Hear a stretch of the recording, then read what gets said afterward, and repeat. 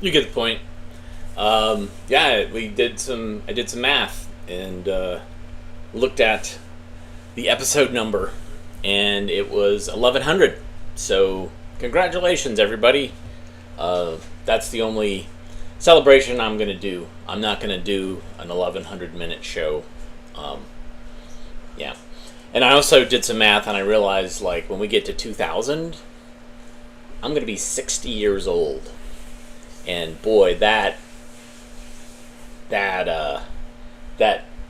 yeah, I don't feel 60 years old. I don't feel close to 60 years old, and so that was sobering. Anyways, who am I? What am I doing? Hey, I'm Skip Elsheimer, and this is the AV Geeks Lunchtime Streaming Show, and we've been showing 16mm films for lunch 1,100 times. That's what we've done. And the total film count is more than 5,100 films from our collection and from collections that we've digitized for other people and things. So some of you have been along for most of the ride, and thank you for that. I very much appreciate that. Thank you for the $11.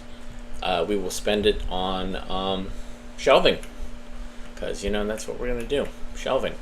So behind me I have a film scanner, and we're going to watch Slow Motion Studies of Combustion. Knox. Okay, misspelled that.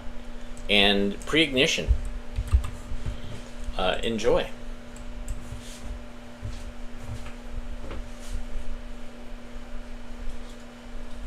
Like a weird synchronicity.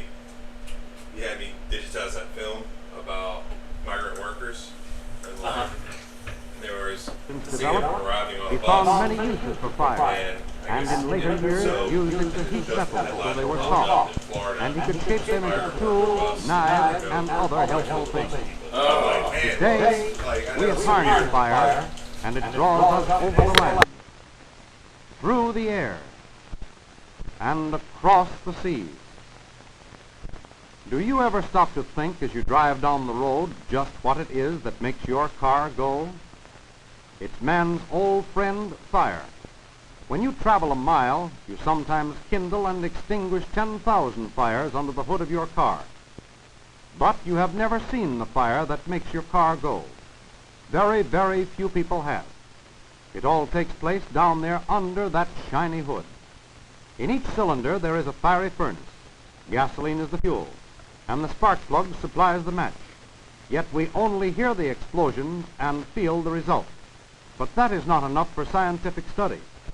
We had to see these flames so that we could study them, but we were shut off by a wall of cast iron. After many failures, we built a special engine with a big window or skylight in the top. We are showing you that engine now, and presently we'll let you look through the window at the flames.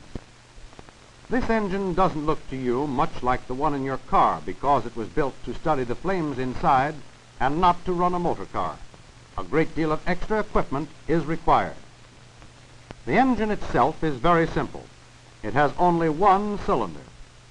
This single cylinder operates in the same manner and does the same kind of work as each cylinder in your car. But in one respect, this engine is different because it has the transparent skylight we mentioned before. When we get up above the engine, we have a good look at this transparent top. The window is of quartz, 3/4 of an inch thick, heavy enough to stand the great pressure against it, and large and clear enough to give an unobstructed view of the combustion chamber. The scale alongside of the head shows its size. Here we see the spark plug or electric match that ignites the fuel. Here are the exhaust and intake valves. And here the cylinder barrel. The head is clamped down on the cylinder block and sealed with a gasket to keep the gases from flowing out as they expand. Now you are actually seeing the gasoline burning just as it burns in your own engine. Of course, you only see a flash, because these explosions are happening at the rate of nearly 1,000 a minute. That's making things happen much too fast for the human eye to follow. So we'll show you this action in slow motion that you may study it as we do. These pictures are about 1/4 as fast as ordinary motion pictures. You often see this kind of slow motion used in movies. We have slowed up the moving parts of the engine, but still the burning process takes place so quickly that the human eye cannot follow it. We can look at a piece of burning paper and see the flames spread, but we had to build a very special kind of slow motion camera in order to see or photograph the gasoline flame traveling across the top of the piston. When the engine is running at 800 revolutions per minute, equivalent to a road speed of 20 miles per hour, the flame travels across under the head in 1/100th of a second. Taking a picture with an ordinary camera with an exposure of 1/100th of a second is considered fast. But if we set such a camera above this engine and had its shutter open 1/100th of a second after the spark happened, we would only get a flash. So we must build a super-speed camera to take pictures much faster than 100 per second. Here is a sketch of this high-speed camera connected to the engine so as to take several pictures of the flame as it moves across under the head. This camera must be capable of taking pictures at various speeds up to 5,000 per second so as to be slow enough. Let's see how it works. The sketch shows the engine on the left, the camera on the right. When the gasoline burns in the engine, it produces light, and this light passes through the quartz window to the mirror. The mirror, in turn, reflects the light through the large lens. The metal flywheel disc is fastened to the shaft of the engine and turns with it. Around the rim of the disc are 30 small lenses. Each of these lenses will focus the light coming through the big stationary lens through a little reflecting prism onto a strip of film. The first of these lenses gets the light from the spark, and the second lens gets the first part of the flame, until a series of 30 snapshots have been made of the flame as it travels across the top of the piston. We will look at some pictures of the fire inside the engine taken with this camera while the engine was running smoothly. These pictures have slowed down the whole process about 200 times, or about 50 times slower than the ordinary slow motion pictures, so that your eye can now follow it. If you look closely, you can see the spark igniting the charge. It is a little point of light that flashes on near the top of the picture at one end of the combustion chamber. Then the flame spreads out from this point of ignition, just as the paper fire did, only the fire in the engine spreads much faster. The total time for the flame to travel across the chamber is 1/100th of a second. You will notice that the forward edge of the flame is very bright. This region is called a flame front, and it is in this narrow zone that the burning of the gasoline all takes place. The glow or bright area appearing behind the flame front is called the afterglow and is due to the burnt gases or ashes being compressed and heated to a high temperature to give off light. This afterglow has nothing to do with the burning of the fuel. Here is the way burning gasoline makes power. A few drops of gasoline are put into a bottle. It soon evaporates, and this vapor mixes with the air in the bottle. We will now seal it with a cork holding 2 wires. Connect the wires to a spark coil and send an electric spark across the opening between the ends of the wires. Bang! The fuel burns. The gases in the bottle are heated and expand and push the cork out. In an engine, it is this same expansion that pushes the piston down and gives power to the automobile. Here is the fire in the engine again. Notice how regular the flame motion is. This is characteristic of the flame motion when the engine is not knocking. This regular, even flame motion results in a smooth increase in pressure and a smooth running engine. But if an engine is not satisfied with the kind of gasoline it has to use, it registers a complaint. Its complaint is expressed in engine language. Listen to this pinging sound. We call this type of audible engine noise the knock.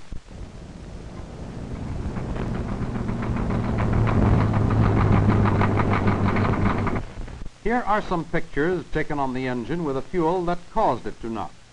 See how the flame front travels smoothly and evenly for a while, but when it is partway across the combustion chamber, another fire breaks out spontaneously in the lower corner. This fire starts because the unburned gas has been compressed and heated in just the same way as the air in a tire pump becomes hot when you push the pump handle down quickly. Only in the engine, it is heated a good deal hotter than a tire pump could heat it. This spontaneous combustion of the last part of the charge takes place in about 1,000th of a second, and a large part of the gasoline in the combustion chamber burns in this short time. So the fuel burns much more rapidly than when the engine was running smoothly. This rapid burning causes the pressure inside the engine to rise too quickly. The temperature increases also. The rapid rise in pressure makes the sound we hear when the engine knocks. We'll look at some of these knocking pictures more closely. The first one shows the position of the flame front just as the unburned gas in the combustion chamber starts to burn of its own accord. The next picture is taken only 1/2000th of a second later, and yet in this short time nearly all the remaining gasoline-air mixture has burst into flame. In the third picture, the gas is all burned. The knock is over. Now we will compare these pictures with the corresponding ones taken when the engine was not knocking. The original flame front travels at about the same rate in both these pictures, but in the knocking combustion picture on the right, you can see that the gas is burned much more quickly because spontaneous burning starts away ahead of the flame front. As we said before, this fast burning causes a sudden and violent increase in pressure and a noise you can hear, an increase in the temperature of the engine, and worst of all, a decrease in the power you get from the engine. This high-speed camera is very valuable in finding out some of the things that happen inside an engine.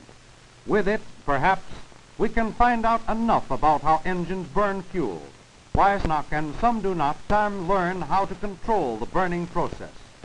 We then may be able to make engines more efficient and get what we would all like to have, more miles of travel for each gallon of gasoline we buy.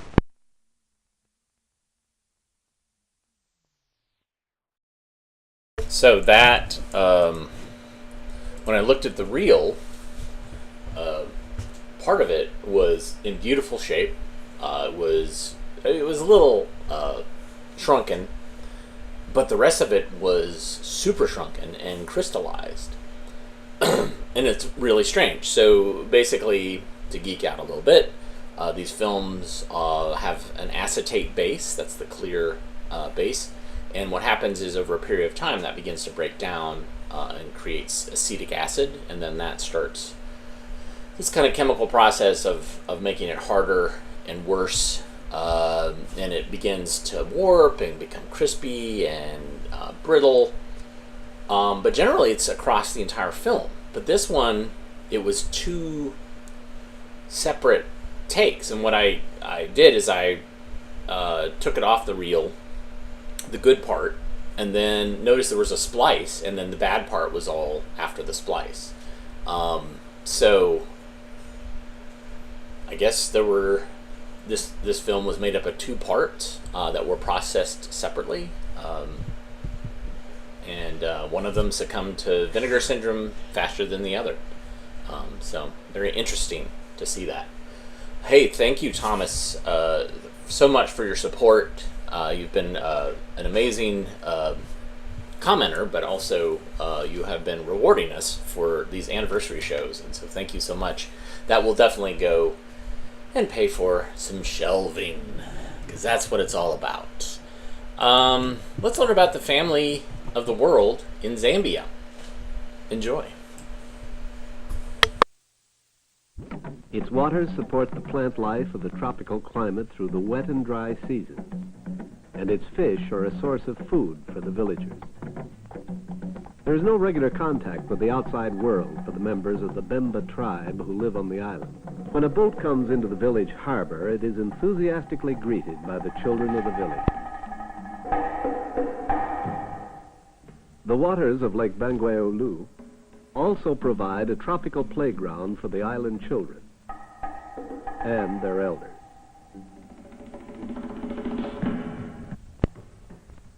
She sees there are no policemen on the island, but there are no thieves, and there is no electricity or public water system. There are no motor accidents on the sea because there are no trucks or cars to cause them. The most modern vehicle is a battered bicycle that belongs to the Motley family. Here in a rented store, which is part of the warehouse where the village oil and salt are stored, the richest man on the island conducts his business.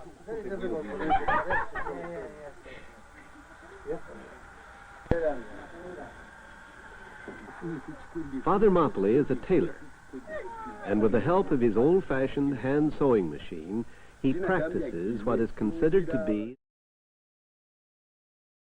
It looks like I've shown that recently, shown it within the last month, and I just did not mark it accordingly. So, when I'm old enough, goodbye.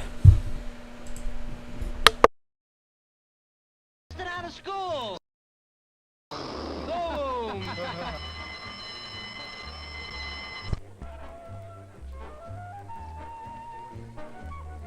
Really great, man.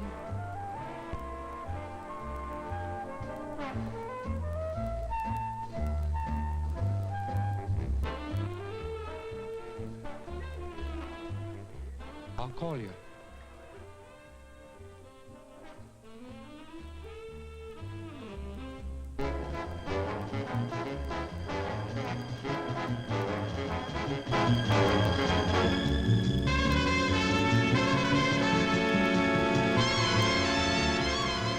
Get her to stop wrestling all over the bed. Right now. You know. Feels pretty good, don't it? Sure. In my first steady job, Pop. I remember how it was. Yeah? Mr. Willard from the school. He called me. Yeah? He's got some idea maybe it's not the right thing. Mr. Willard. What does he know about me? What does he know about work? Look at you. Gee, you didn't even get past the 6th grade. You're doing great. Good job, same place all your life. That's important, Pop. You told me that. Think we should talk some more? Later, when the kids are in bed? Well, I don't know, Pop. Bonnie said I could stop by a while after homework's finished. Oh, well. Man, that kid stuff's all behind me now. To tell you the truth, Doug, I don't mind homework. I even like school. Bonnie, it is different with a girl. I don't see the difference. You don't? No, I think lots of boys like school. Oh.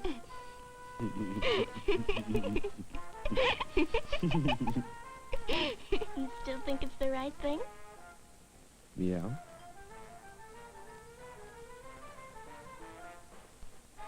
Like that part-time job I had last summer. Look what it got me. Think of what a full-time job's gonna mean. No more part-time life for me, Bonnie. I hope so, Doug.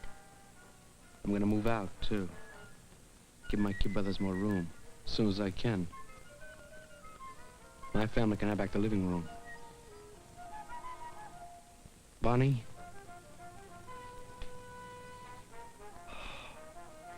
Yeah! But look how many men in charge of big companies started this way. Can't wait forever, can you? I guess your mom and me, we just hate to see you growing up so fast, that's all.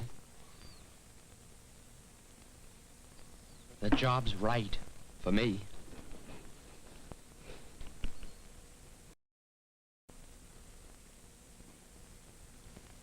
Okay, Doug. We trust you. Just hope it's the right thing. Pop, it's like I'm alive. Like I'm finally waking up.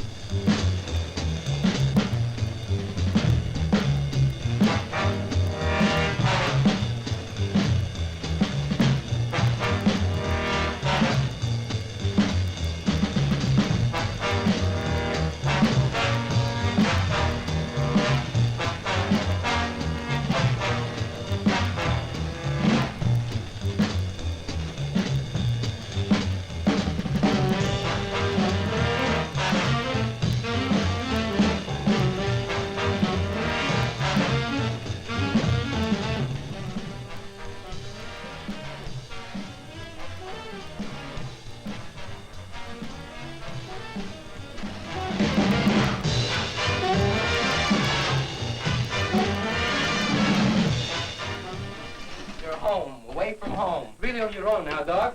Thanks. I think you guys helped me. Just calling us when you want to know where something is.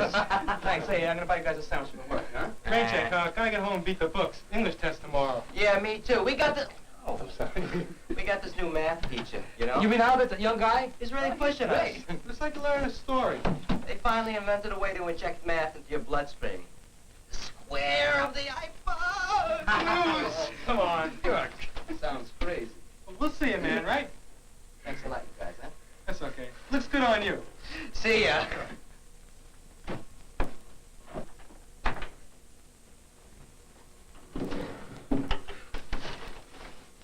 How is it down there, Doug? Where? The job, where you work. Oh, great. Nice guys, huh? Yeah. Nice place to work. Clean and nice. Yeah, I guess. Sure got it made. Well, just a job. Huh? And this room. For man to have a room own. Yeah. I gotta talk to my father and mother about quitting. He works nights and she works days, busy with all the kids. I can never get the two of them together at the same time. You will. It'll happen. I don't know. Got an uncle. Keeps talking about college for me, but he doesn't understand. No. You know, when we first came to the city, I was maybe 4 years old. This uncle, he gave to me a radio tube, burned out one. But I never had such a thing before. I carried it in my pocket, slept with it at night under my pillow. And it glowed, no kidding, it was alive. I still got it. But you got a lot of other ones, too. Got a lot of equipment. Man, if I could get a job in electronics. That's not for me. Crummy leftover jobs, that's what I'll get. Something I have to live with. Oh, come on. I think it better if I take what I can get. It's up to you. Just thinking about it makes me light up, like that old radio tube. You need a soda or something. You sound a little empty in the head. Just for that, I take a rain check, too. Anyway, I have to go home and... See you, man. Yeah, I'll see ya.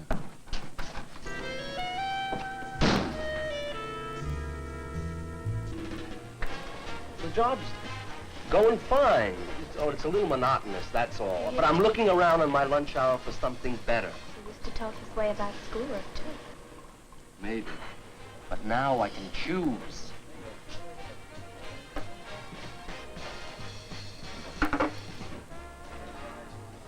How's Uncle Tony? Fine. Is he working? Oh, off and on. Still got to get married? I think so, yeah. So what are you doing around here anyway? When you quit school last year, didn't you get a job in an office? For a while, but, well, you know me in English class. Well, those guys in the offices, they can't spell either. So they expect me to do all the spelling for them. It's a real kooky world, you know?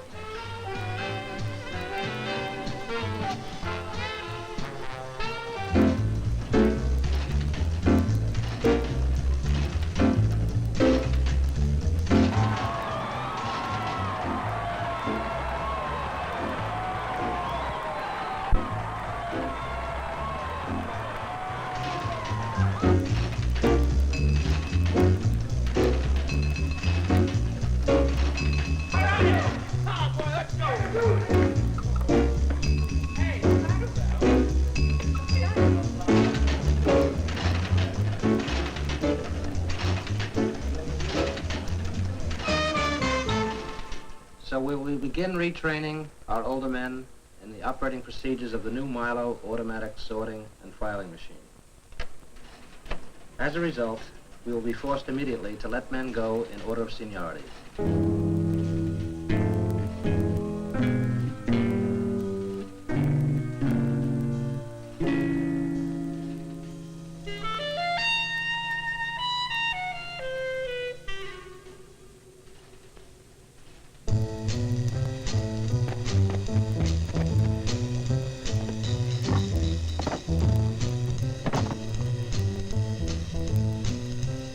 Come on, boys. Class is over.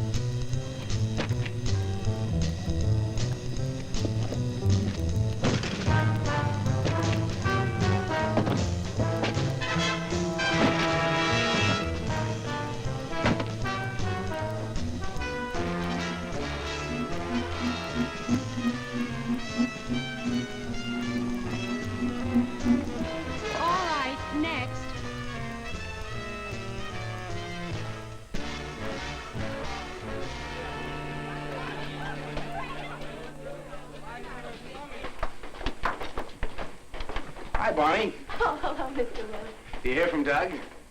Not much. He's called a couple of times, but always when I have homework. You know, Barney, I wish Doug hadn't just dived out of here. I think we could have worked out different courses. Well, Carlos says Doug's doing great. Keeps changing from one job to another. Yes, I know. He's been in here for work permits. According to Carlos, Doug's really getting someplace. Well, who knows? Could be. Excuse me, Mr. Willard. Sure, Barney.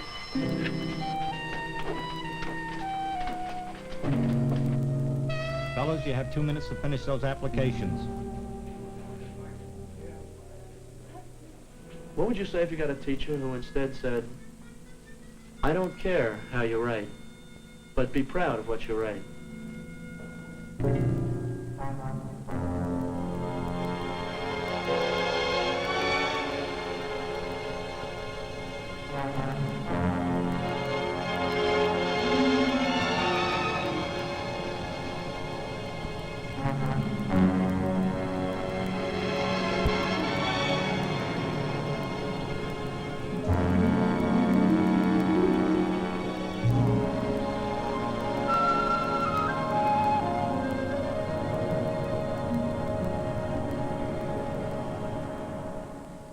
Yeah, we may have something.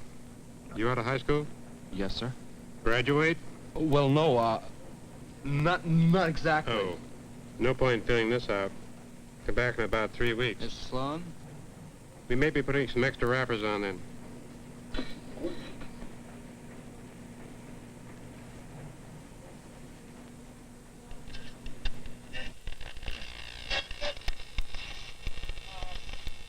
And for Ray and Marianne, here's a disc to set your feet a dancing.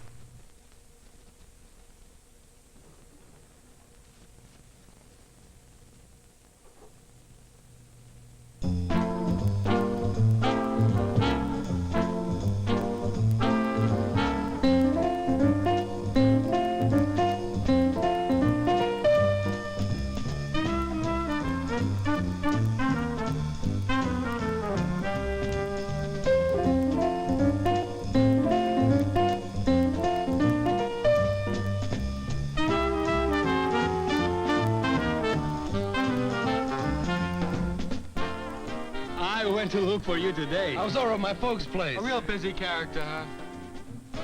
What are you gonna do with all that bread you're making? Going to get a new car? I don't know. What a life, huh? Come and go when you want to. Hey, man, we better get back to the floor before these bunnies hop away from us. Oh, come on. Hey, Doug, it's great to see you. I'll see you, man.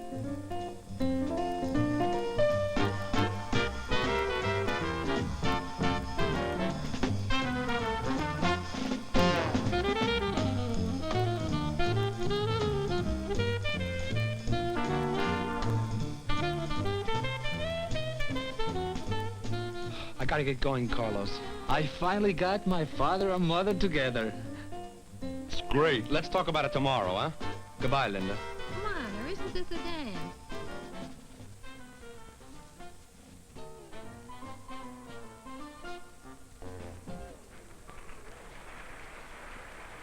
Doug Miller. How are you? Hi, Mr. Willard.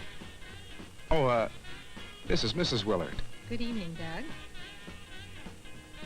Just, looking in at the dance. How's your family? Your father? Real fine, thanks. Still working at the, Shilton plant, like always. Are you still at Bolton's? No. I got something better coming up. That's great. I've been having some talks with Carlos. He wants to pull out. Start working, too. Yeah, I know. Doug, if that new job doesn't work out, why don't you drop by the State Employment Service? Ask for Ralph Norman. Yeah, sure. You'll like him. He's been out here working with our guidance program. Yeah? Talk with him. Tell him I sent you. He'll have some ideas. Okay, thanks. Doug? I'll tell him you'll drop around. Good night, Doug. Nice meeting you.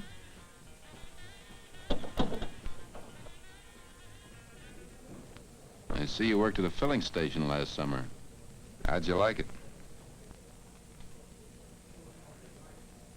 I, liked the times I had a, chance to, help out with the motor. I like cars. Always have, Mr. Norman. Like to fix things, huh? Sure. Try to get a job in a garage? Summertime's one thing. Not even those guys want to, you know. Doug, if you had a completely free choice, what would you really like to do in life? Get a job like my father. He's quite a guy, huh? 20 years on the same job. How often have you talked to Mr. Willard? A couple of times, maybe, when he called me in. Why should I talk to him? I wasn't headed for college. Oh, come on, Doug. You got the wrong idea. Mr. Willard is there for everybody. Yeah? We've been working with him to try to help you kids find the area in which you have talent. Things you can do that maybe you never even thought about, don't even know about. We know jobs. We know what the employer says he needs. Now, our job is to help you see where you fit. The things that you have to do nowadays to make yourself fit. I know where I fit, Mr. Norman. I know what I want. All my life, I've only wanted to get out of school and work like my father and his father. What's so wrong about that? Times are changing, Doug. It's different now.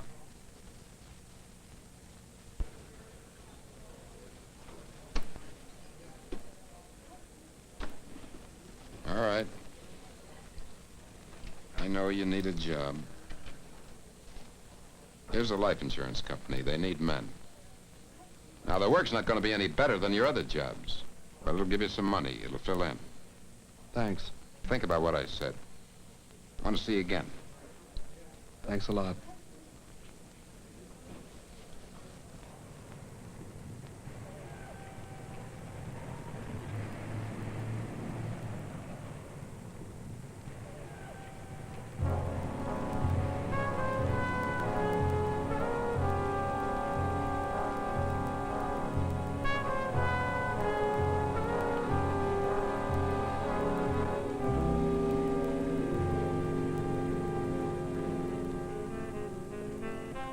Just temporary, Doug. Had some big layoffs at the plant. Just doing this to fill in. Keep some money coming. Just temporary.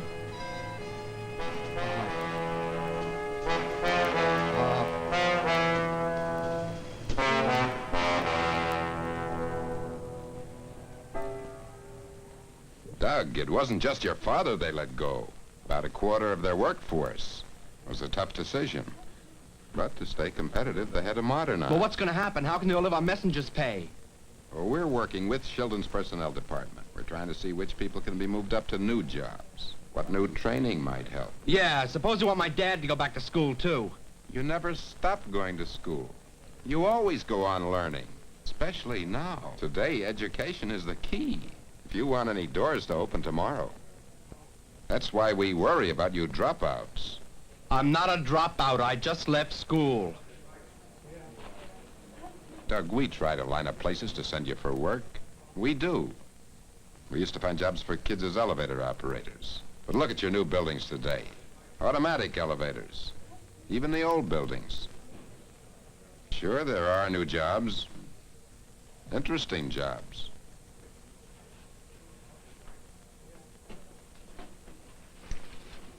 Here, look. 60 different jobs, all wide open and waiting. What? They all want a high school education. They all want to see that lousy piece of paper. You're darn right. But there's more to it than just that. I mean, you can't just walk around dressed in a high school diploma and expect a big glad hand to reach out for you. The men who do the hiring today look behind the diploma at you. Now, you gain an awful lot in those extra couple of years it takes to earn that piece of paper. Just waste time. No, no. In the shop, you work with your hands.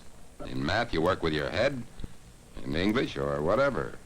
Just being there for 2 more years, learning to concentrate, to work on details, to finish a job. Why should employers take on kids who can't even finish one job? one thing you can do in this changing labor market, and that is to prepare yourself. Figure out where you want to go, what exists for you, what you want. I want a job. We can aim you at something specific, Doug, along with part-time schooling. Take this booklet home. Take your time, study it, think about it. I have no time, Mr. Norman. I need a job. You want to spend the rest of your life in some kind of a job that... All right. All right. I have nothing today. Come back tomorrow morning at 10. I may have something.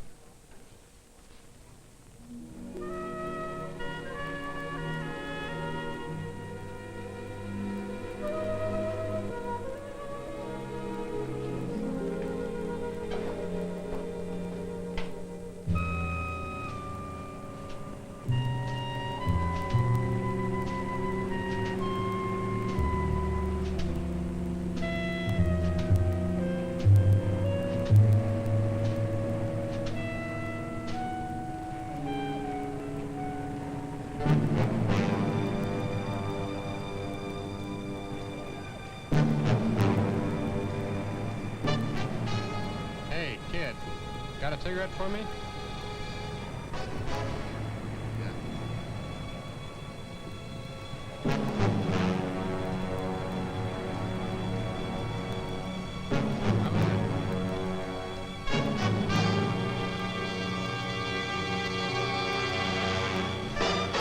But it just doesn't pay off anymore, Carlos, to leave school like this. I have my parents' permission.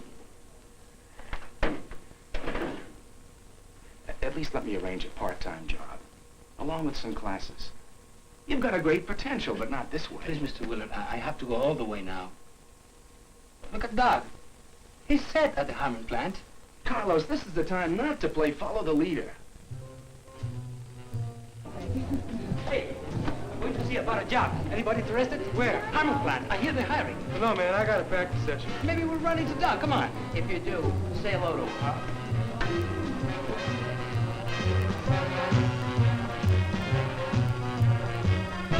Don't bother, kid. We're not hiring anymore.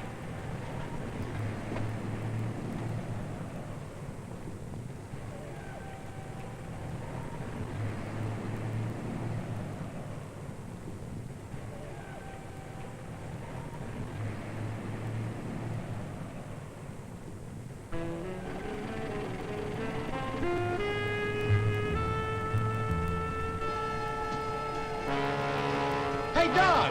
Hey, Doug!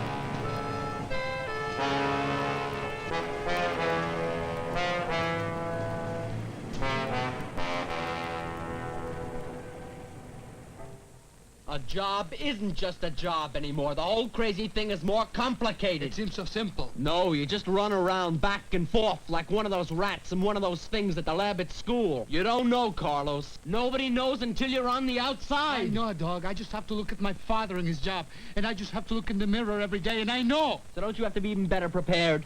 To run into walls. Ah, you're an idiot, Carlos. You like school.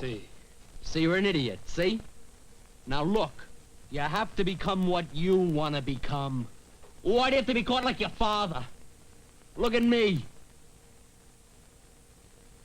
I'm what my father is. Both of us. It's really crazy. Sometimes you have no choice. You always have a choice.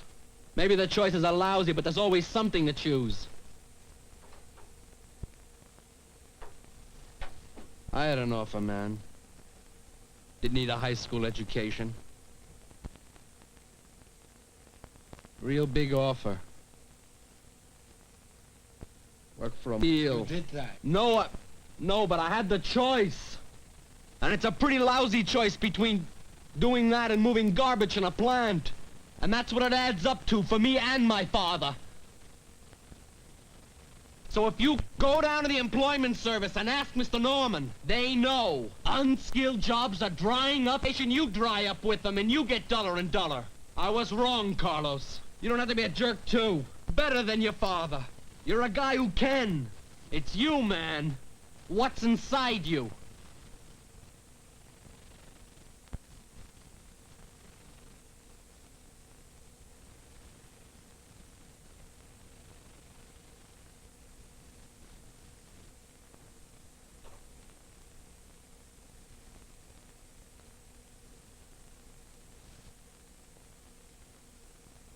What do you want to do? Play with burnt-out radio tubes all your life?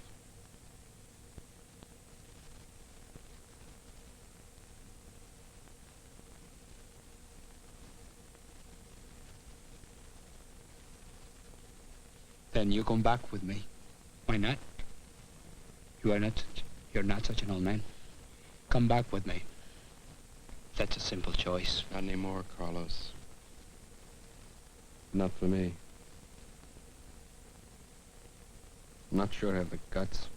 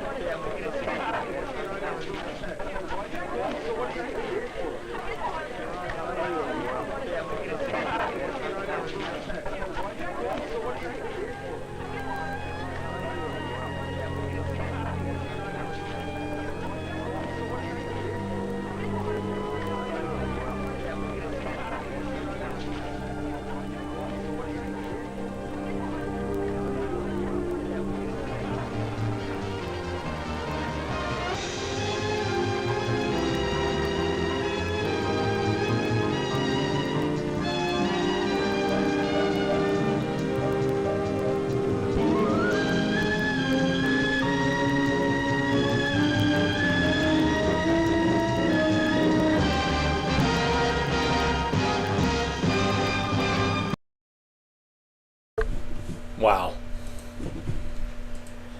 That was wonderfully intense, and overdramatic. Especially that scene where he's like, you got a cigarette for me? Man, that was over the top with the music. And yes, there was a lot of looped audio dialogue that maybe when they shot it the first time, the audio was not good, and so they did ADR on it, so it was added later, and the level of, and quality of acting changes, and it was jarring, but I still love that intense, my father, that's why we collect these films, is a film about dropping out and getting a job, and let's make it as noir-ish as possible. Thanks for tuning in today. I very much appreciate your eyeballs and your comments on our 1100th show. I think I'm going to call it early because, I didn't plan accordingly. That Families of the World Zambia, I had not marked in my database that I had shown it, so it was still lingering, and then you guys said, nope, we've seen this, and then I was like, yeah, this sounds familiar. So anyhow, join us tomorrow. What is tomorrow? Wednesday? Yeah, join us tomorrow, and we'll watch some more films and learn more things, because that's what we do. Very much appreciate your kind support, and we will see you tomorrow. Take care. We love you. Bye.